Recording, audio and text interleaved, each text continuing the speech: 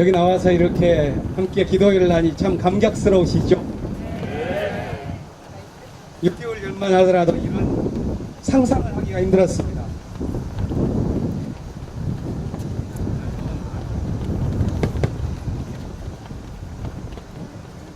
아주 빠른 속도로 반전과 진전을 거듭하면서 우리 민족이 여기까지 왔습니다.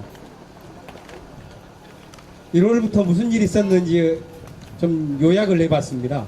1월 1일 날 김정은 위원장 신년사를 통해서 과감하게 우리 민족의 출로를 열어가자 이런 제안을 했을 때 바로 이틀을 위해 남측에서 받아서 고위급 회담을 하면서 접촉을 해갔죠. 남북 채널이 그동안 막혀 있었는데 그게 개통이 되면서 한 달 만에 아주 극적인 이 평창올림픽의 장면이 온 세계에 전달이 되었습니다. 그리고 나서 3월 초에 바로 남측 특사가 북으로 파견되어서 이제 서로 싸우는 것을 멈추고 이제 정상회담도 갖고 새로운 전기를 마련하자 하는 그런 합의를 본 다음에 많은 것들이 빠르게 진전되었습니다. 남북이 합의가 이루어진 다음에 남측에서는 대미 특사를 보내서 설명하고 북측에서는 중국과 정상회담을 다지면서 그것을 공고히 하는 방향을 갖다가 4월 27일 날 여기서 한 4km쯤 떨어지면 위치한 것으로 알고 있습니다. 판문점에서 남북 정상이 만나서 역사에 남을 만한 선언을 하게 된 것입니다. 그리고 그 이후에 이어지는 한중일 정상회담, 한미 정상회담, 6월달에 북미 정상회담까지 참 하나하나가 역사에 남을 만한 기념비적인 일들이 이렇게 전개되어 온 것을 기억하게 됩니다. 저는 여기에 이 흘러오는 그 역사의 뜻이란 게 무엇일까, 하나하나에 담겨있는 하나님의 명령이 무엇일까 하는 그런 무거운 음성이 어디에 있는지를 찾아보고 싶었습니다. 중대한 고비들을 지나왔지만 그 하나하나의 그 의미들을 묶어내는 게 판문점 선언에 담겨있지 않은가 생각합니다.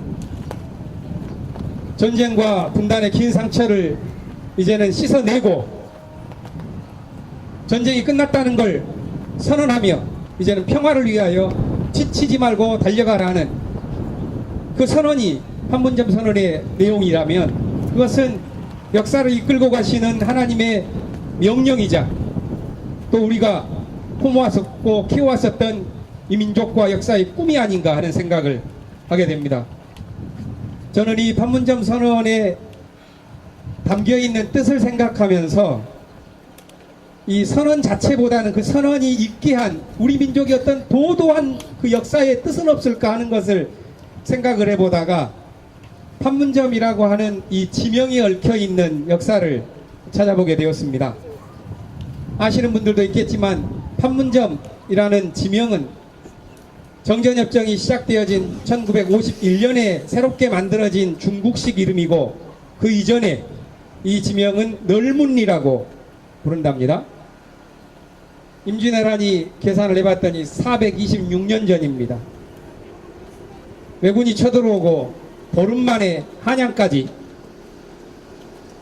물밀듯이 올라올 때 선조가 새벽같이 도망을 가게 됩니다. 50km 이상을 드립다 새벽부터 내빼서 밤 10시에 임진강에 도착을 하게 됩니다.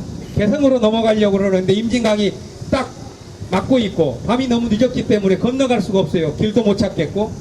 그러니까 했다는 것이 정자를 하나 태워서 불을 밝히고 나룻배로 건너갑니다. 나룻배로 한참 건너가서 이제 곧 나오겠거니 했는데 그만 작은 강이 하나가 딱 막고 있는 거예요. 찾아봤더니 사천강입니다. 이 사천강은 나룻배가 있을 만한 강이 아니에요. 그러다 보니까 이걸 어떻게 건널까 고민하던 차에 거기에 있던 백성들이 대문 널판지들을 다 뜯어 나와 가지고 그 강을 임시 다리를 만들어서 선조로 하여금 건너가게 합니다. 그래서 그 이름이 널판지 만든 문으로 만든 다리라고 해서 널문리 이렇게 이름이 지어진 것이죠. 400여 년 전에 이야기인 것입니다. 저는 그때부터의 그 역사가 사실 많은 그 오가는 그 넓은 리에 오가는 그 길이 지배자들에게는 도망의 길이지만 민중들은 그 수치까지도 품어내는 그런 것이었고, 그 이후에 한 세대 이후에 호란, 그리고 수백 년이 지나도록 전쟁과 그런 아픔의 길이 바로 그 길이었다. 그러나 바로 거기에서 판문점 선언이 벌어졌다면 이 얼마나 참 역사에서 들려오는 메아리에 합당한 그런 행위인가 하는 생각을 하게 되는 것입니다. 판문점은 남측과 북측이 겹쳐지는 곳이라고 그러죠. 행정구역상으로는 북측으로는 이 개성시 판문군이고 남측으로는 파주시 진서면이라고 합니다.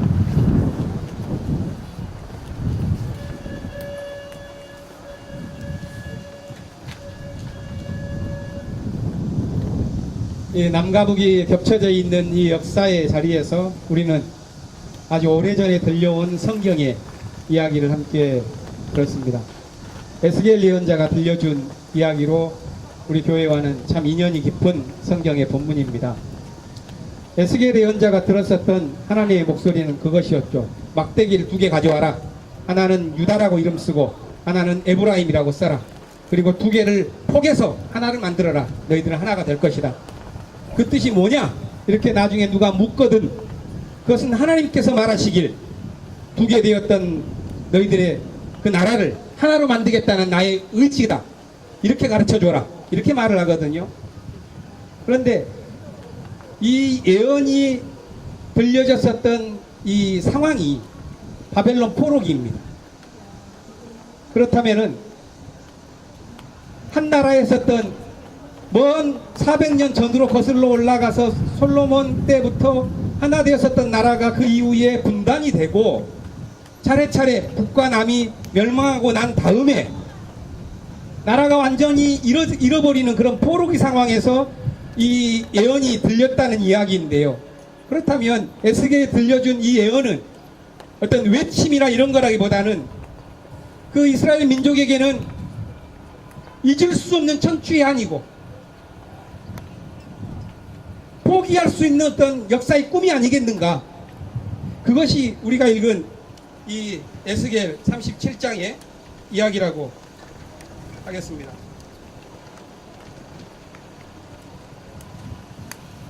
우리도 분단과 전쟁의 기간을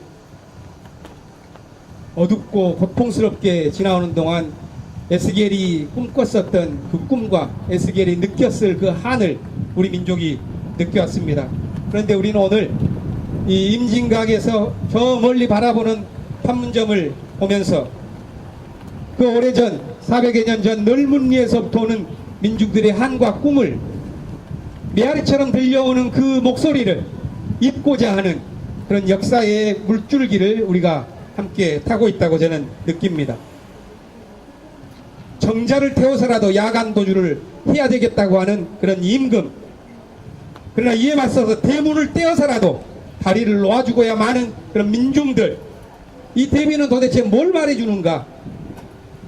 누가 역사를 품고 지탱해 가는지를 명백하게 보여주는 거 아니겠는가?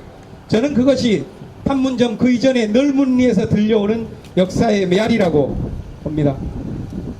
우리가 그간 수십 년 동안 남북 반목과 그런 대립의 이데올로기 때문에 보이지 않았었던 이 도도한 역사의 숨결을 우리가 다시 복원해내면서 강림교회가 저는 여기에 왔다고, 오늘 우리가 여기에 온 의의를 찾아보고 싶습니다.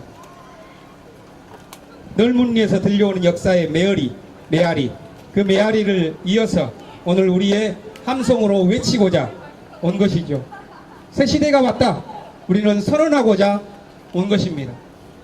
이 땅을 향한 하늘의 뜻, 하나님의 명령, 그것을 우리가 외치면서 바로 그것이 종전을 선언하고 평화를 선포하는 것입니다. 우리는 오늘 종전과 평화를 선언하면서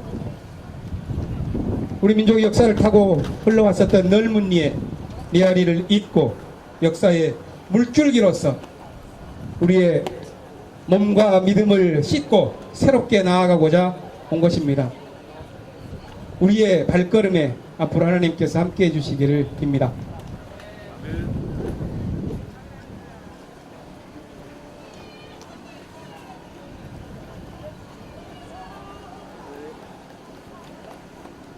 이어서 두 번째 특송으로 예양의 홀로하리라, 그리고 이어서 특송 세 번째로 유현원 집사님의 백도와 한란은 내 조국 이어지겠습니다.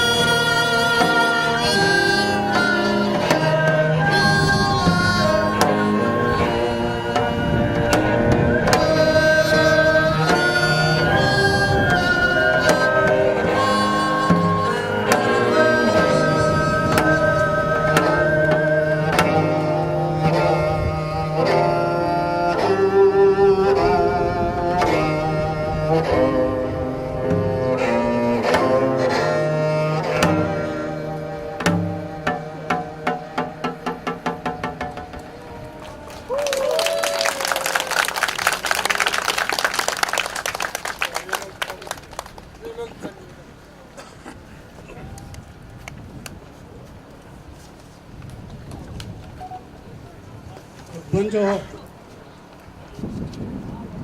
아까 내가 놀아드린 거 피켓 있었죠. 피켓 좀 다 들어줘요. 아까 내가 놀아드린 피켓 좀 들어줘요. 손 피켓. 자, 구하문 외치읍시다. 우리 인민가구 가는데 저 북쪽 땅이가 다 들리게끔 크게 한번 소리 한번 질러봅시다. 평화협정 이행하라! 평화협정 이행하라! 종전선언 이행하라! 종전선언 이행하라! 여러분, 백도와 한라는 누구 땅입니까? 우리 땅이죠? 혹시 이 노래를 불렀던 가수 아는 사람 있어요? 삼지연악단 단장 현승호 단장 서울 국립극장에서 불렀던 백도와 한나는 이 노래를 부르겠습니다. 오늘 음식을 봤더니 정말 우리가 부르는 여러 가지의 노래들이 또 내가 부르는 이 노래가 저 임진강의 강물이 떠내려서 둥실 흘러서 북쪽 땅에 도착했으면 하는 마음이 담겼습니다. 저 하늘에 떠 있는 저 구름들, 그 바람들이 우리가 부르는 이 노래 가사가 헐헐 날아서 북쪽 땅에 도착했습니다. 그런 마음이 하나님께 한번 간구합니다. 한번 불러보겠습니다. 해솟는 백두산은 내 조국입니다.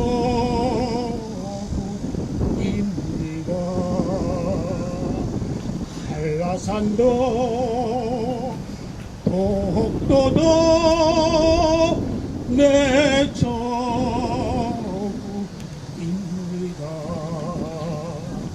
백두와 한라가 서로 손을 잡으며 삼천리가 하나 되는 통일이 여라. 아하하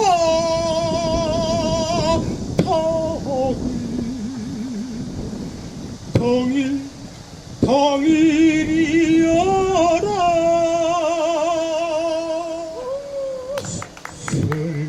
슬기로운 우리 결의 한 핏줄입니다. 그리움 안고 사는 한 식설입니다.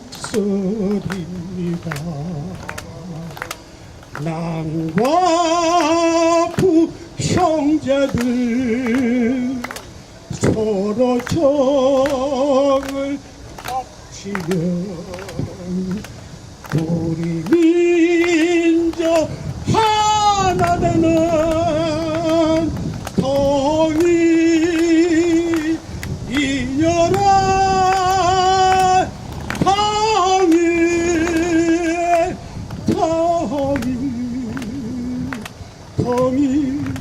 통일이여라.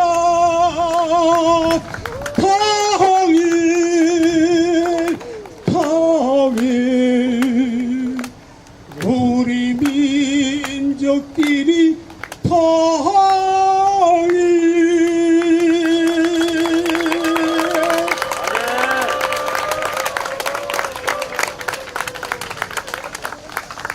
아주 청정한 특성이었습니다. 이제 기도의 마지막 순서입니다. 우리 일정 예정보다는 약간 10분째 됐는데 종전 평화선언입니다. 향림교에서 준비한 올해 종전 평화선언문 낭독인데 이 시간을 이용을 해서 아까 예배 직전에 나누어드린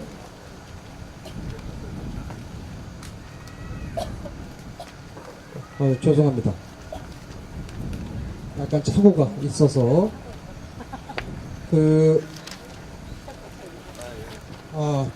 또 착오가 있었습니다.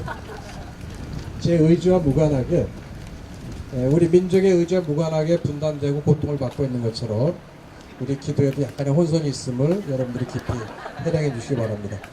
자, 향린 종전평화선언문 낭독은 청리의 우리 정경희 집사님 그리고 청신의 김도현 교우 두 분이 나와서 해주실 거고, 그때 여러분들에게 미리 나누어드린 소지천, 거기에 이 불안정한 우리가 정전 이 체제를 끝장내고 한반도 화해와 평화, 통일을 결정적으로 이루는 국면을 어떻게 하면 우리가 마련할 수 있을지 각각의 다짐과 염원을 담은 소지천의 기록을 해주시기 바랍니다. 그러면 여기서 100m 이동해서 저 철마를 또 보면서 또 북녘땅을 바라보면서 소지천 거는 마지막 행사가 100m 이동해서 이루어집니다. 자, 그러면 두 집사분 나오셔서 향린 종전 평화선언문 낭독을 하겠습니다.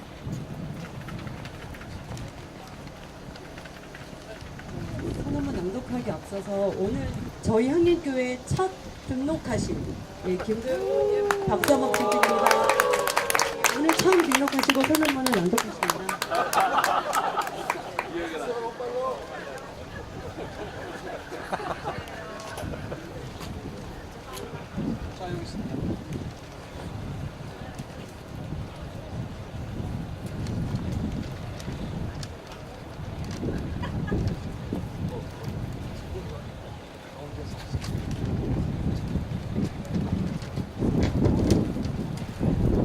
칼을 쳐서 보습을 만들고 창을 쳐서 낫을 만들리라. 향림교회 종전평화선언문.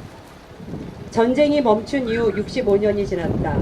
분단의 창칼은 한반도를 반목과 배척으로 찢어 놓았다.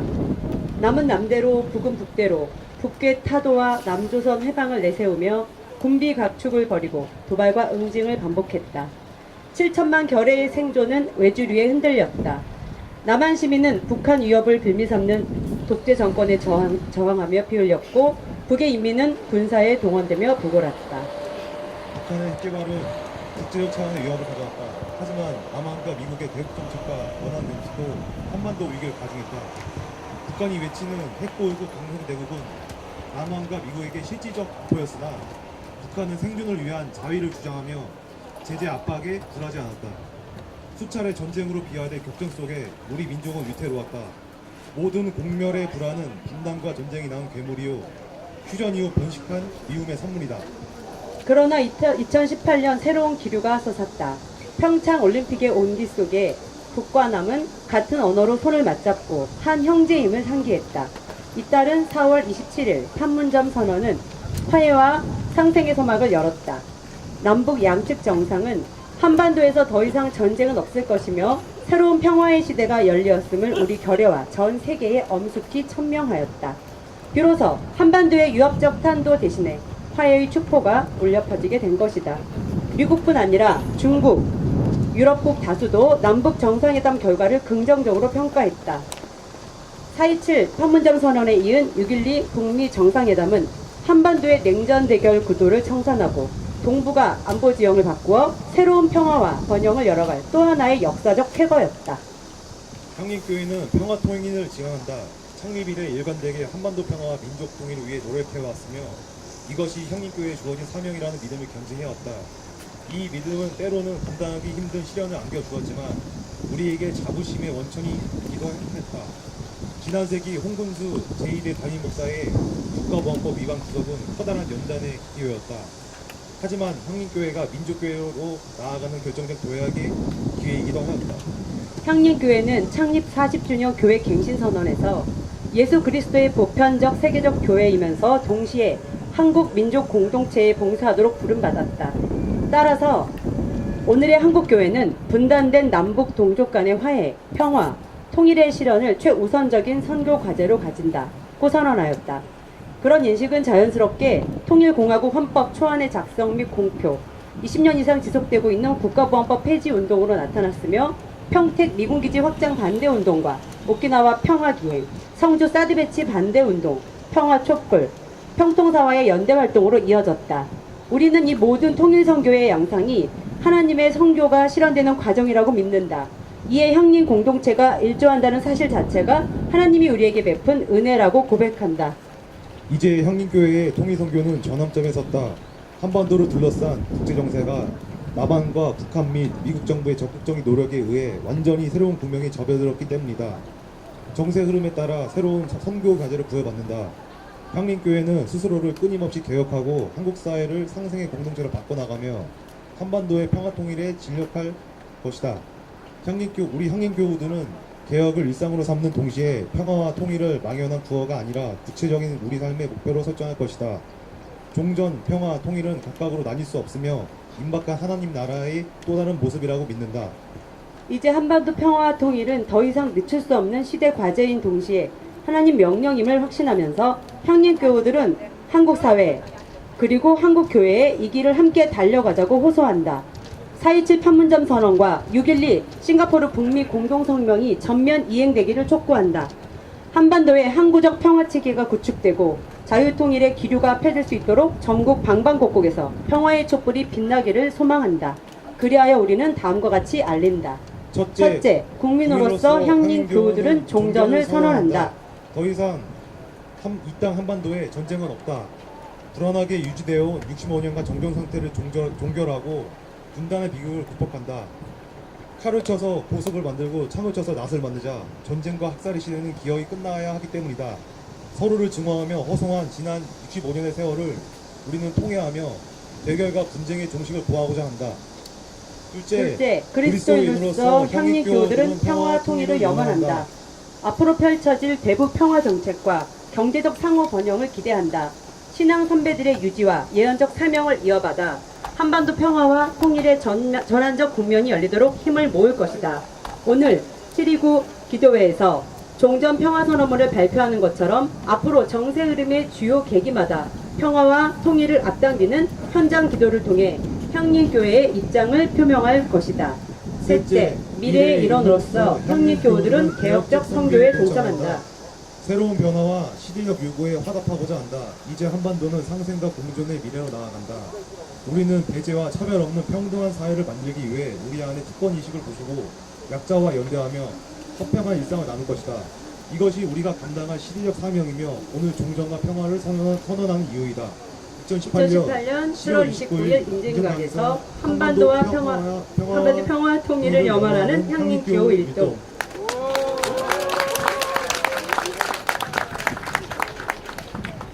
예. 이로써 기도회는 마치고요. 여러분들 소지천 다 쓰셨습니까? 예, 소중하게 쓴 소지천을 저를 따라서 이쪽으로 이동하면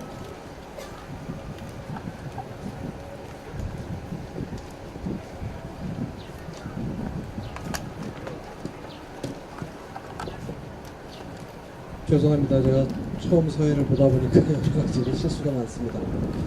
함께 부르는 노래 새하늘 새 땅 하나 될 우리 다 같이 힘차게 부르고 축복교도 다 함께 같이 하면서 이어서 소위천 달기 행사로 이어지겠습니다.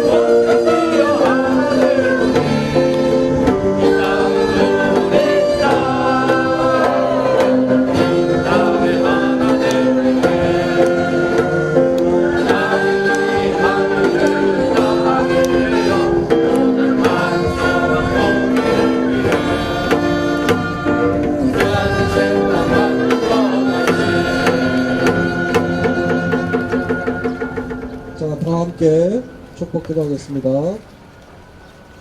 주 예수 그리스도의 은총과 하나님의 사랑과 성령께서 이루어지시는 친교가 우리 가운데 영원토록 함께 있기를 주님의 이름으로 축원합니다.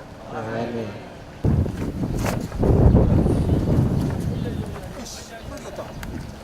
안녕. 기자님 하시는데 잠깐 어떻게 하라고요?